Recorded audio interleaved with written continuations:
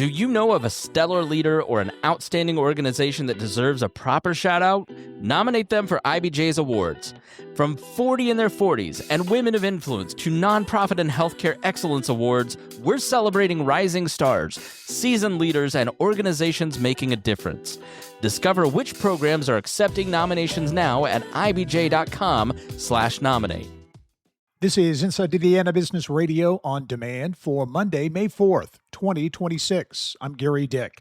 Motorsports momentum. Indianapolis Motor Speedway President Doug Bowles says an announcement regarding a grandstand sellout for the 110th running of the Indy 500 could come in a matter of days. And there's the potential of a general admission sellout based on surging ticket demand. So last year we announced the sellout the Tuesday leading into the 500. I definitely think we get it ahead of that, so it should be here sometime in the next couple weeks. But we actually had to add seats that we haven't had to add before to really deal with the demand for the Indianapolis 500. So I definitely think our grandstands will be sold out once again, and who knows about GA. Just depends on when that grandstand sale date happens. And people know ticket sales and the things that happen here, but all the teams, all the support, the suppliers, that all is what really drives that economic impact number up, and it continues to get better every year. The Ball State University Board of Trustees has extended the contract of President Geoffrey Mearns.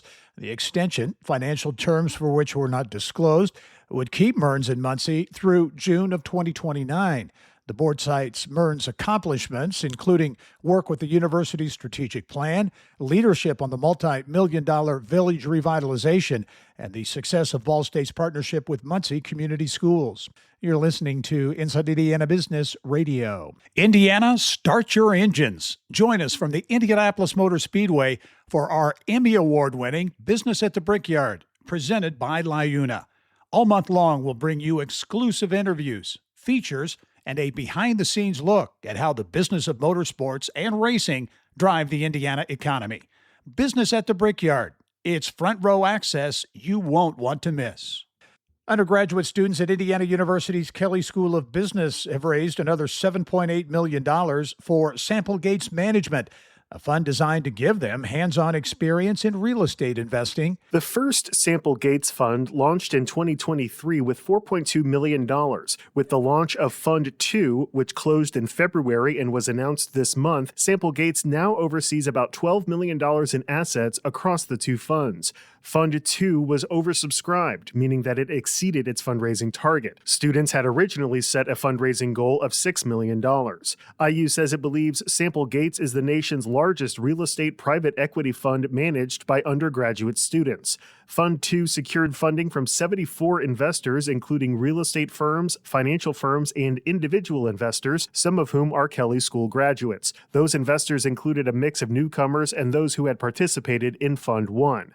IU senior Blake Albert, who was president of Sample Gates Management during the 2025-26 school year, said students conducted an estimated 200-plus meetings with potential investors to secure the commitments. To date, Sample Gates has made 12 real estate investments in projects in a variety of real estate sectors, including multifamily, industrial, hospitality, manufactured housing, and retail. Each of those investments has generally been in the range of $200,000 to $500,000. Alex Brown, Inside Indiana Business Radio. Indianapolis-based Community Health Network has appointed Dave Hyatt as president of its South region and Dan Parad as president of its Northeast region. They are part of a leadership team led by Beth Tharp, the president of Hospital Services and the network's chief nursing officer. The South region includes Community Hospital South, and the Northeast region includes Community Hospital Anderson. Michigan-based Dexco Global, the parent of Elkhart's Dexter, has announced that Chief Operating Officer Ed Metter will retire at the end of the month. The company was formed in 2015 through the combination of Elkhart-based Dexter and Germany-based Alco Vehicle Technology. It employs about 7,000 people across 50 production facilities and 70 distribution centers. This is Gary Dick for Inside Indiana Business Radio on Demand. Whether it's healthcare innovation, major infrastructure, or global sports impact, Inside Indiana Business with Gary Dick tells the stories of Indiana's groundbreakers and game changers. It's the must-listen show for business, civic, and community leaders across the state. Subscribe and listen wherever you get your podcasts or at ibjpodcast.com. Your commute just got smarter. Turn drive time into growth time. The IBJ Media Podcast Network gives you front row access to leaders shaping Indiana's economy, culture, and future. No filler, just smart, relevant, local storytelling you won't get anywhere else.